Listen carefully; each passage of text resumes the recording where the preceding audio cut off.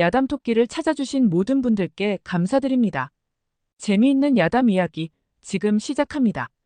옛날 조선의 어느 작은 마을에 한 성실한 농부가 살고 있었습니다. 그는 평생을 농사에 바쳐 가문을 일으켰고 마을에서도 성실한 농부로 이름을 떨쳤습니다. 그러나 나이가 들고 병이 들어 그는 자신이 농사일을 더 이상 할 수 없음을 깨닫고 있었습니다. 무엇보다도 걱정된 것은 그의 농장이 아들들에게 물려질 날이 가까워지고 있었지만 아들들이 그만큼 농사일에 정성을 기울이지 않는다는 것이었습니다. 그는 임종이 가까워짐을 느끼며 어느 날 아들들을 침상 곁으로 불렀습니다. 농부는 아들들을 바라보며 마음속 깊이 말을 꺼냈습니다. 얘들아, 내가 너희들에게 중요한 이야기를 하나 해야겠다. 내 포도밭들 중 하나에 큰 보물이 숨겨져 있다. 그 보물은 나의 유산이자 너희의 삶을 바꿀 귀중한 것이다. 아들들은 아버지의 말을 듣고 큰 기대에 부풀었습니다. 그들이 아버지의 유산을 물려받아야 할 시점이 가까워진 것이 분명했기 때문입니다. 보물이라는 말을 듣자 아들들의 마음속에는 설렘이 피어났습니다. 아버지, 그 보물은 어디에 있나요? 어떤 형태인가요? 첫째 아들이 조심스럽게 물었습니다. 농부는 미소를 지으며 고개를 저었습니다. 그것은 너희가 직접 찾아봐야 한단다. 하지만 반드시 이 포도밭 어딘가에 있을 것이니 힘을 다해 찾아보아라. 아버지는 그 말을 마지막으로 눈을 감고 조용히 세상을 떠났습니다. 아들들은 슬픔에 잠겼지만 마음 한편으로는 아버지가 남긴 보물에 대한 생각이 떠나지 않았습니다.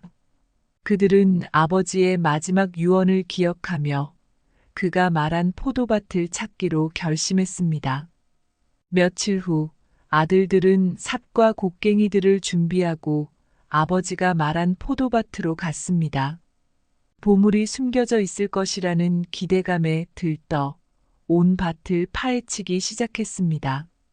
이들은 아침부터 저녁까지 땀을 흘리며 땅을 팠고 날이 갈수록 점점 더 깊숙이 파 내려갔습니다.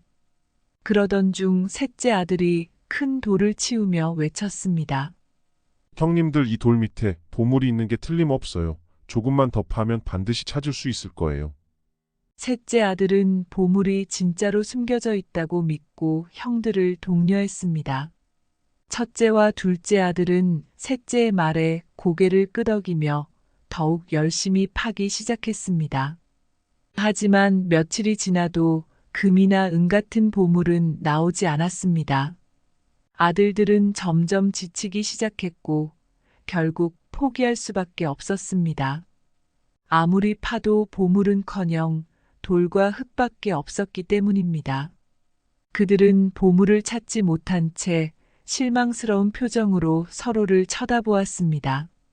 이렇게 고생만 하고 아무것도 찾지 못하다니 아버지가 우리를 속이신 건 아닐까? 둘째 아들이 투덜댔습니다.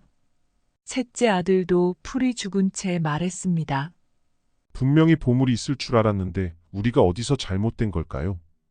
첫째 아들은 한숨을 내쉬며 대답했습니다. 아버지께서 거짓말을 하진 않으셨을 것 같은데 이 보물은 대체 어디에 있는 건지 도무지 알 수가 없구나. 아들들은 아버지의 말대로 땅을 모두 파헤쳤지만 보물은 끝내 찾지 못했습니다. 그러나 그 과정에서 밭이 구석구석 뒤집혀져 흙이 고르게 정리되어 있었습니다. 그들은 더 이상 밭을 파볼 필요가 없었지만 이미 파놓은 땅을 그냥 둘 수는 없었습니다. 울며 겨자 먹기로 어쩔 수 없이 파헤친 밭을 이용해 농사를 짓기로 했습니다. 이제 와서 다시 밭을 정리할 힘도 없고 어쩔 수 없이 농사를 지어야 하겠네. 이왕 이렇게 된 거 농사는 짓고 살아야겠지. 첫째 아들이 어쩔 수 없다는 듯 말했습니다.